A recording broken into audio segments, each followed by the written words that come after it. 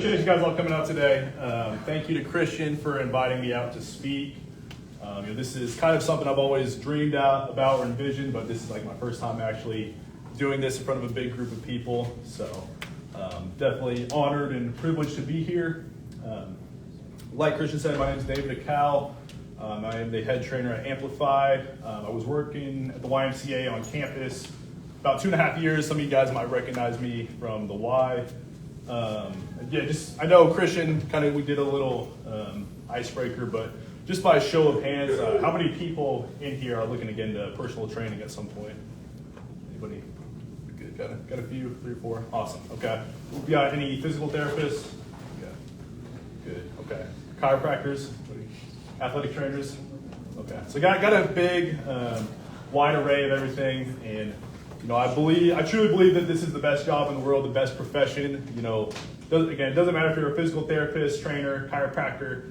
We all help clients and get to impact lives and build relationships in a different way. And so, I truly believe this is the best job. There was a quote. They say, a trainer or even physical therapist. It's really the same profession, but a trainer will impact more lives in 1 year than somebody else would in a lifetime. So I think that's my favorite part about it, is getting to impact lives on a daily basis, and just the relationships I've gotten to build with clients. Clients become friends and family for life, and it's awesome. So I'll just go ahead and kind of share my story, talk a little bit about my background. So I was born and raised here in Wichita, Kansas. I went to high school at Capon. Was always involved heavily in sports growing up. My favorite sport was football. I started playing football in middle school, and I was about the same height. I hit my growth spurt pretty early, about 7th grade, but I never really had this frame, and I was playing offensive line back in the day. So I found out that I needed to bulk up if I really wanted to play football at a high level. So I got pretty lucky. I started lifting weights at 12 years old in my mom's basement. Had about a 300-pound weight set. And I did a little program called Starting Strength. It's squat, bench, deadlift, military press, power cleans, all the basic compound lifts. And you add 5 pounds to the bar each workout. And, I saw a lot of progress, got a lot stronger. I saw it was helping me out on the football field, and just kind of fell in love with the process. And so ever since then, it's been a passion of mine, even throughout high school. And then I ended up playing football at Coffeyville Community College for 2 years, and then played at Friends University 2 years. And then I played a little bit of arena football with the Wichita Force. So, but deep down, the strength conditioning, the speed and agility has always been what's intrigued me the most. And there's no doubt in my mind that, all the years and the amount of time I spent in the weight room is what really truly set me apart as an athlete. So, like I said, went to Friends University. I got my degree in health and physical education. I started off at the campus YMCA when I was 20 years old.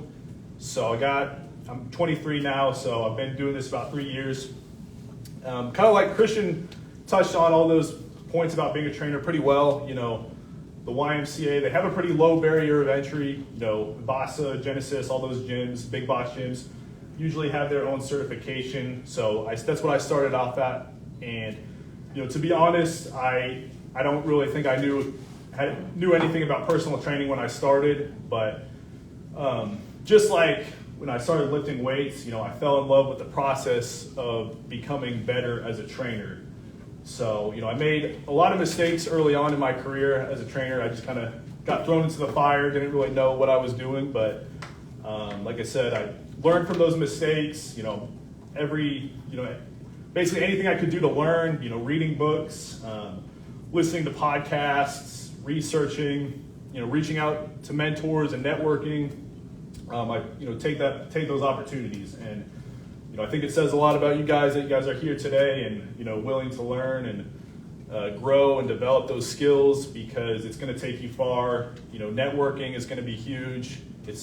They say in this industry, it's all about who you know. And so, I think being in this group and, hopefully staying connected throughout your college years and after after you graduate is going to be crucial. So yeah, I was at the YMCA for 2.5 years, slowly built up my clientele, and I've worked with a very wide variety of clientele from, college students to youth athletes, high school athletes, worked with some college athletes, older adults, worked with the special population, rehabbing clients from, physical therapy. I've worked with a pretty wide variety of clientele, and I think that's what I really enjoy about personal training is just the change of pace. You get to see, like just before this, I was working with some groups of athletes. I had an older adult before that, and so I think it's pretty versatile is what I'd say, and even like Saturdays, we do a boot camp, so you're working with, could be up to 16, 20 people at a time. And so just that change of pace is pretty awesome, pretty unique. Certification-wise, like I said, I started off with the YMCA certification.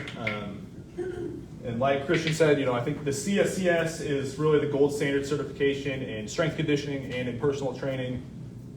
Again, it's pretty versatile. It's basically towards high-level athletes. So if anybody here wants to get into college strength and conditioning, you're going to have it. But it can also be recognized as a personal training certification. So that's what I like about that is because I love working with athletes, just like I once was, and helping them grow and develop, and getting to watch them compete, and the goal is to retain them and work with them throughout college and become a part of their lives. So that's why I went for the CSCS, is because I knew I wanted to work with athletes long term.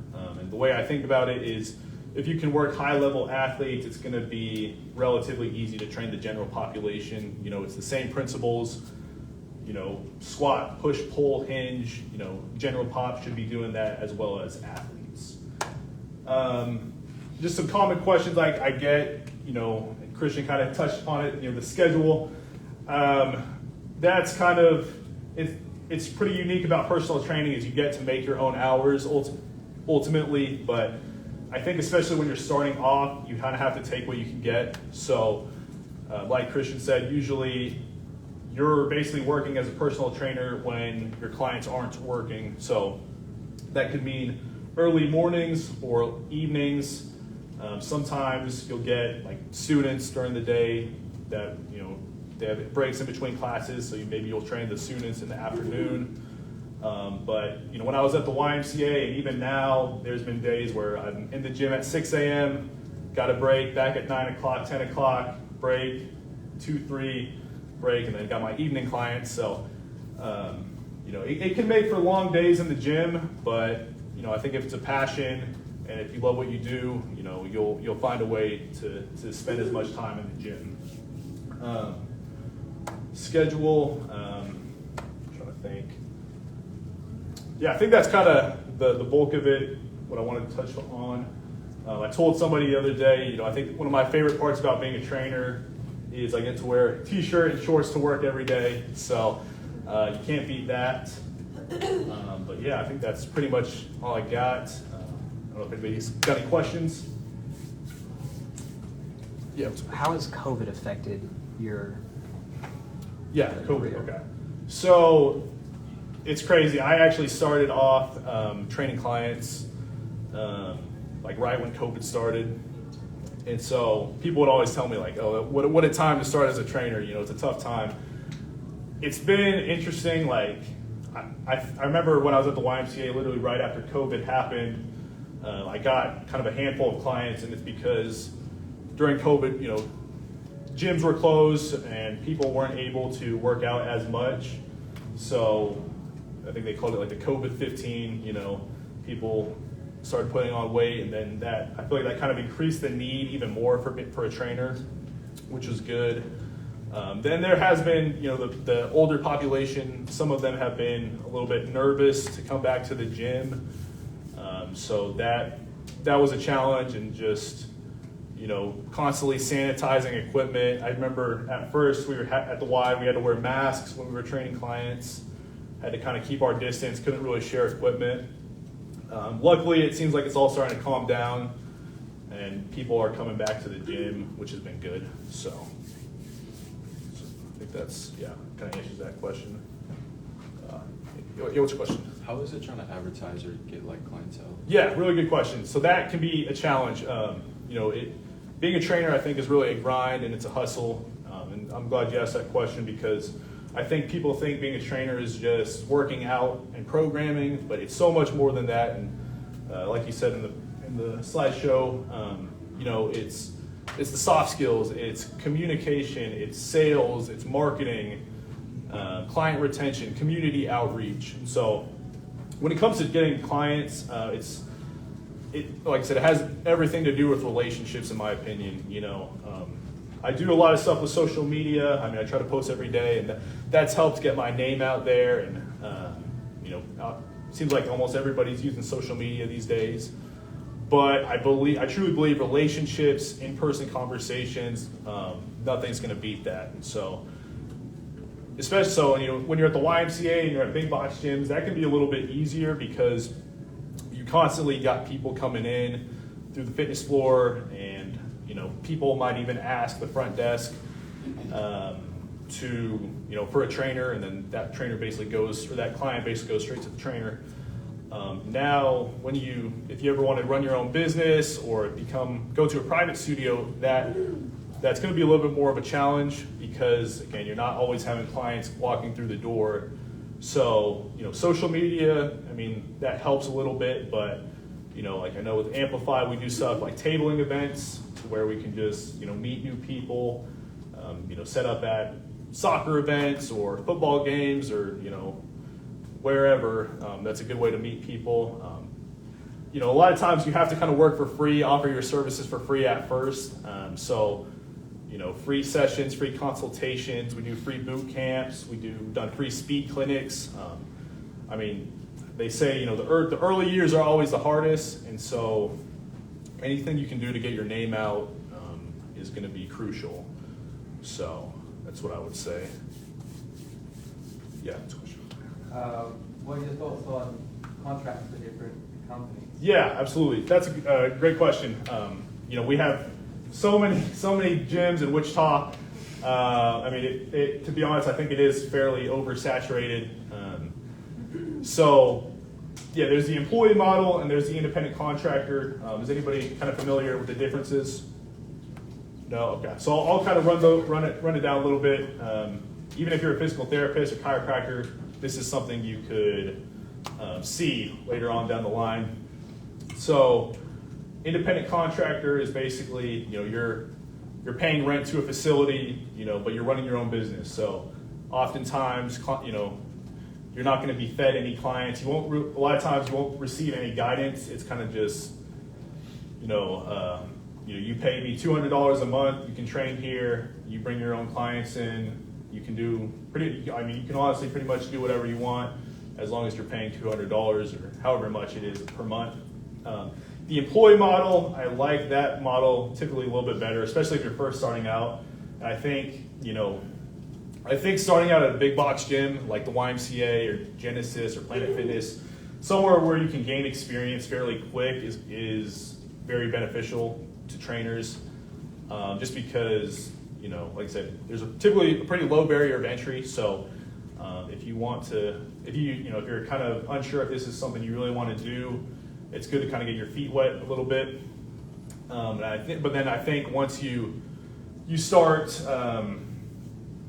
seeing success at the big box gym, I think that's when you should go for a bigger certification. And then once you get that bigger certification, usually kind of have to ask yourself, what are the next steps? And so oftentimes you'll see trainers start at big box gyms, be there for 1 or 2 years, and then they'll go, either to a private studio or being an independent contractor. So, I think typically the pay is going to be a little bit better as an independent contractor.